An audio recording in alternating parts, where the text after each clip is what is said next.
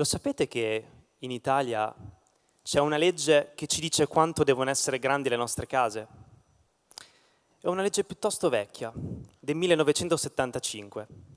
Ci dice, ad esempio, che la casa più piccola possibile, ovvero un monolocale per una persona, deve misurare almeno 28 metri quadri. Invece per case più grandi, a noi architetti ci viene chiesto di avere 12 metri quadri per ogni abitante. E poi ci dice pure la dimensione delle varie stanze. Ad esempio, una camera singola, per essere considerata abitabile, quindi non essere un ripostiglio, deve essere almeno 9 metri quadri. Ma voi sapete quanto sono 9 metri quadri? È fondamentale avere la percezione dello spazio e delle cose che ci circondano tutti i giorni. Ed è per questo che io di solito giro sempre con un metro, lo porto sempre con me. Non questo, ma la mia stessa mano. Ho misurato che è aperta, più o meno misura circa 20 centimetri. E quindi in questo modo misuro ogni cosa, anche lo spazio qui, diciamo, attorno a voi, questa platea, perché voglio aiutarvi a capire effettivamente quanto sono 9 metri quadri. Aiutatemi. Cercate la persona che siede 8 posti alla vostra destra o alla vostra sinistra. Se siete al centro, no, guardatevi pure, sì. Se siete al centro, magari 4 posti a destra o 4 posti a sinistra, e poi quella che siede davanti, 3 file avanti a voi e 3 file dietro di voi. Ecco, immaginate un rettangolo che unisce voi e queste persone, ed eccovi la vostra cameretta di 9 metri quadri. Ve l'aspettavate così grande oppure pensate sia piccola? Eppure guardate quante persone possono entrare in soli 9 metri quadri. Praticamente potreste fare quasi un mini TED a casa vostra. Eppure le nostre camere piuttosto sono così, piene di mobili, piene di oggetti, che quasi forse nemmeno una sola persona ci può entrare. A me è andata un po' diversamente, perché quando ero piccolo ho scoperto di avere un'allergia alla polvere e quindi i miei genitori mi hanno assegnato una camera molto piccola, di soli 7 metri quadri, questa che vedete. E potete notare, non ho tanti oggetti, non ho nemmeno un armadio. Questa camera mi ha insegnato, senza che io lo sapessi, ad avere uno stile di vita che oggi definiremo minimalista. E poi lo spazio ridotto mi ha in qualche modo obbligato a iniziare a ragionare come un architetto. Quindi in questa camera ho fatto tutto il mio mondo, quando ero piccolo per giocare e poi durante l'adolescenza per chiudere la porta e lasciare tutto il mondo fuori, un po' come fa ogni adolescente. Ne sono uscito solamente quando ho deciso di studiare all'università, mi sono trasferito a Bologna e ho scelto di studiare architettura. È proprio qui che un professore a un esame, guardando il mio progetto, mi disse un po' arrabbiato: ma non hai studiato la legge del 75, non vedi che questa camera non misura nemmeno 9 metri quadri? Ritorni alla prossima revisione. Potete immaginare ovviamente che io non l'abbia presa molto bene, perché ovviamente ho dovuto riprogettare tutto. Ma soprattutto perché io fino a pochi mesi prima abitavo in una camera di soli 7 metri quadri. Cioè, quindi vuol dire che i miei genitori mi avevano fatto vivere in un ripostiglio? Cioè, effettivamente. Eppure io stavo bene. Non sarà forse che non contano i metri quadri stabilire la qualità abitativa di una casa? E quindi questa è diventata un po' la mia missione da architetto. Volevo dimostrare che in quei 9 metri quadri potevo realizzarci tutta una casa, non solo una camera singola, quindi con la cucina, il bagno, e una casa di grandissima qualità. Del resto avevo appena finito l'università e dovevo necessariamente trovarmi un posto dove andare a vivere per non tornare a casa dei miei genitori, quindi per essere indipendente. E quindi ho cercato tutti gli annunci possibili di vendita di case, stanze, soffitte di 9 metri quadri. E ne avevo trovata una a Bologna, con una vista a 360 gradi su tutta la città. Ma questo non bastava, perché volevo viaggiare, volevo vedere il mondo, volevo viverlo come un abitante, non come un turista. E quindi ho pensato, ma perché non mettere questi 9 metri quadri su ruote? per poter vivere e viaggiare come un nomade. È così che ho iniziato a disegnare la mia tiny house. Tiny house in italiano significa mini casa. Qui in Italia probabilmente sono stato il primo, ma nel mondo ci sono centinaia di persone che hanno deciso di costruirsela e vivere in spazi ridotti, magari rinunciando a tantissimi oggetti che avevano prima nella loro casa molto grande. Ho costruito questa casa affinché fosse piccolissima, leggera e aerodinamica, perché volevo poterla trasportare ovunque, solamente agganciandola a un'automobile. E quindi poter essere libero di spostarmi dalla campagna alla città, andare a vivere in montagna con la neve, e quindi da questo terrazzo che ho costruito sul tetto poter vedere qualsiasi panorama possibile. All'interno invece è uno spazio che si evolve. Ogni volta posso aprire da questo vuoto grigio iniziale un nuovo arredo di color legno e trasformare questo vuoto in una stanza diversa. Sembra veramente di avere infinite stanze dentro un unico spazio. Ad esempio qui apro questo pannello e tac, ho una camera da letto. Non solo per una persona, anche per 2 persone, perché il materasso si trasforma. E poi il gioco rinizia, quindi richiudo tutto e il vuoto ritorna a essere disponibile. Ad esempio, apro questi 2 pannelli e tac, che ho un open space con cucina. Non ve lo aspettavate probabilmente. E poi qui dietro, nel muro, è nascosto anche un tavolo. E quindi, ovviamente, ho la mia sala da pranzo, fino a poter ospitare anche 4 persone. E poi, chiaramente, dietro altri pannelli c'è un bagno con una doccia che si trova sul pavimento, la posso aprire dal pavimento. E poi posso richiudere tutto in poche mosse e alla fine ho anche una sala per fare palestra. Quindi, insomma, le stanze sono veramente infinite. Forse a qualcuno di voi sarà venuto in mente qualcun altro che ha avuto un'esperienza di vita simile. Non nella realtà, ma in un film. Forse qualcuno si ricorda Renato Pozzetto in Ragazzo di campagna. Interpretava un giovane contadino che si trova per la prima volta a vivere in città. E l'unico appartamento che trova in affitto è un minuscolo monolocale, tutto grigio, con arredi trasformabili, anche senza finestra. Molto bizzarro, ma veramente simile alla mia tiny house. Pensate che 40 anni dopo io sono, senza nemmeno saperlo, perché non avevo mai visto quel film prima d'ora, senza nemmeno saperlo sono arrivato più o meno allo stesso risultato. Beh, nel 1984 il regista con lo scenografo avevano ideato questo appartamento per far ridere, per fare satira. Io invece non volevo volevo viverci in questa casa realmente. Quindi effettivamente le cose sono cambiate da allora.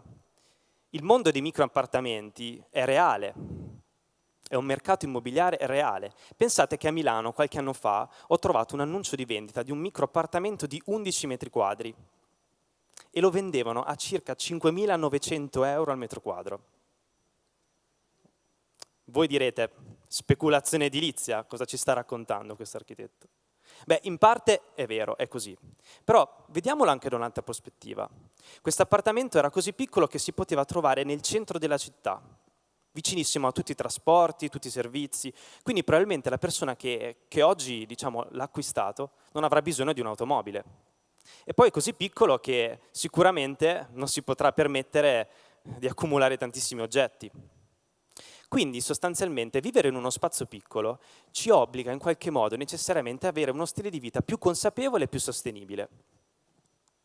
Non so se sapete, ma qualche giorno fa la popolazione mondiale ha raggiunto gli 8 miliardi di abitanti e presto, vedete, saremo 11 miliardi. Beh, allora è necessario iniziare a pensare effettivamente quanto spazio abbiamo bisogno per vivere. Qualche mio collega architetto sta già progettando case su Marte, ma non è forse meglio pensare cosa potremmo fare qui noi, tutti, per diminuire il nostro impatto sul pianeta?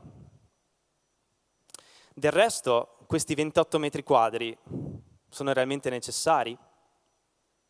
In realtà noi ne occupiamo molti di più. Le statistiche, a parte il Giappone che ne occupano solo 22, ci dicono ad esempio che negli Stati Uniti mediamente ogni persona possiede 90 metri quadri di superficie abitativa e in Italia 67, che se vogliamo misurarla come prima possiamo considerare circa metà di questa platea. Beh, io con la mia tiny house ho abbassato questa media, però queste dimensioni in realtà stanno solo crescendo. Ma com'è possibile? I nostri cellulari stanno diventando più piccoli, i nostri computer sono più piccoli, persino le nostre auto. Abbiamo abbandonato ormai i SUV, stanno diventando piccolissime le nostre auto. E le nostre case? E poi di tutto questo spazio cosa ce ne facciamo? Non siamo quasi sempre fuori casa? Qualcuno mi guarda e penserà forse al periodo della quarantena. Ne abbiamo passato di tempo in casa quei giorni. Però ormai siamo alla normalità, dobbiamo guardare avanti. Quando abbiamo tanto spazio cerchiamo di riempirlo. Gli psicologi ci dicono che abbiamo forse paura del vuoto.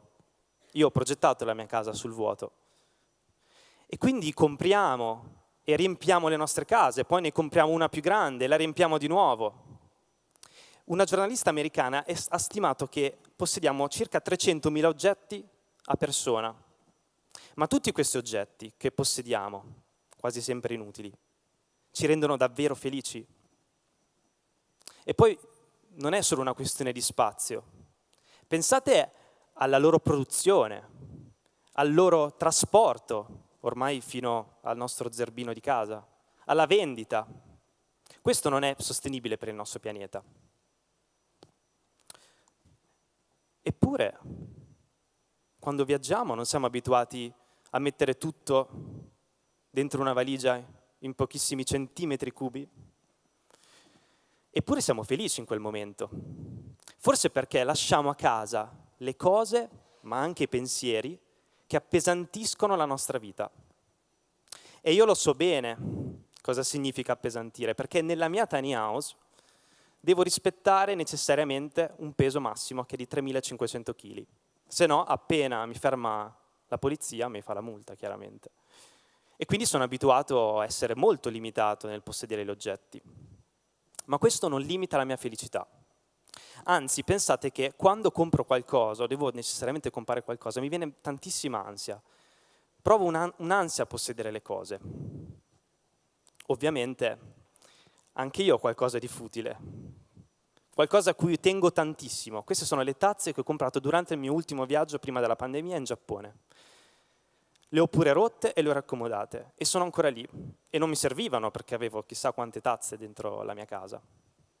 Quindi le cose importanti non dobbiamo obbligatoriamente rinunciarci. Forse qualcuno di voi è stato convinto da questo mio discorso e sta pensando: ma io che ho una casa grande, ormai sono pieno di oggetti, cosa posso fare? Dove posso incominciare? Beh, fate presto, potete cercare su internet questa parola inglese che è stata coniata apposta, decluttering. Vi insegneranno tantissimi blogger i metodi per poter ridurre i propri oggetti, ma poi ognuno ha un po' il suo metodo. Io avevo istituito da piccolo una giornata apposta, chiamata Butta Day, probabilmente perché volevo convincere mia sorella che, al mio contrario, è un'accumulatrice seriale. Ma non significa che bisogna per forza buttare via le cose, o meglio, riciclatele, se potete. Potete rivenderle, potete regalarle a qualcuno. Ormai ci sono app che ci permettono di fare annunci e vendere le nostre cose in pochissimi click. Oppure le nostre VHS o gli archivi che abbiamo, possiamo metterli in un hard disk che misura pochi centimetri. E invece quando dobbiamo acquistare qualcosa di nuovo dobbiamo pensare: ma ne abbiamo realmente bisogno? Ci serve a qualcosa? Possiamo prenderlo in prestito da un amico? Possiamo noleggiarlo? Ormai le app di sharing economy ci permettono di non possedere più un'auto, non possedere più un tagliaerba. Pensate che a Bologna nel 2016 è nata la prima biblioteca degli oggetti, dove tu porti quello che non ti serve e prendi in prestito le cose che magari utilizzi solo una volta all'anno. Non è geniale? E invece, quando proprio dobbiamo acquistare qualcosa, dobbiamo necessariamente ragionare bene. Come ho fatto io per comprare questa giacca? Dobbiamo comprare qualcosa che ci piaccia davvero, che sia fuori dalle mode passeggere, pensate al fast fashion, che abbia un design intelligente, che sia sostenibile, che sia multifunzione. In questo modo possiamo selezionare gli oggetti che abbiamo. E poi, una volta che abbiamo ridotto i nostri oggetti, che cosa possiamo fare? Ormai abbiamo una casa grande. Beh, se siete stati bravi, forse avrete liberato anche una stanza intera della vostra casa. E a questo punto potreste, ad esempio, dedicarla a un hobby che avete, cui non potevate avere uno spazio prima. Oppure vi do un'altra idea, che magari quest'anno può anche aiutarvi a ridurre le spese di riscaldamento, visto che, sapete, le bollette aumenteranno tantissimo. Beh, forse anche la crisi energetica ci può insegnare a vivere in maniera più essenziale. Guardate questo appartamento, è l'appartamento dei miei genitori. Sto cercando di convincerli a ridimensionarsi. È un appartamento comune, probabilmente molto simile a quello di tutti voi. Quindi c'è un salotto sulla sinistra, poi una cucina, un bagno e 3 camere. O meglio, scusate, 2 camere e un ripostiglio. Ormai l'avete capito. Cosa si può fare? La normativa ci permette, quindi quelle statali, ma quelle regionali, anche i regolamenti dei condomini, ci permettono di frazionare i nostri appartamenti, sempre chiaramente rispettando quelle regole che ormai conoscete bene. E vedete, con pochissime mosse è possibile trasformare una casa grande, magari inutilizzata in parte, in 2 appartamenti. E quindi creare un nuovo monolocale che può essere affittato oppure venduto. E questo ci permette magari di viaggiare di più, comprare un camper per viaggiare sulle colline o una tiny house. E quindi ci permette di essere più liberi, perché abbiamo più tempo anche da dedicare agli altri, alle persone che amiamo. Beh, io con la mia tiny house ho dovuto rinunciare a tantissime cose. Però avere una casa piccola e leggera mi ha permesso di fare tantissime esperienze on the road e di incontrare ogni volta tantissimi nuovi vicini di casa che sono diventati degli amici. Quindi sono molto contento di questa scelta che ho fatto. Mi ha reso più libero. Ecco, non tutti devono per forza vivere in una casa su ruote di pochi metri quadri. Ognuno può trovare la propria strada per vivere in maniera più essenziale, ad esempio rinunciando a una stanza o un piano della propria casa, o semplicemente facendo ordine negli oggetti che possediamo. Perché tutti dobbiamo in qualche modo contribuire a rendere la nostra impronta abitativa come umani affinché la nostra presenza qui sia più sostenibile. Quindi per il nostro pianeta, ma alla fine anche per noi stessi. Grazie mille.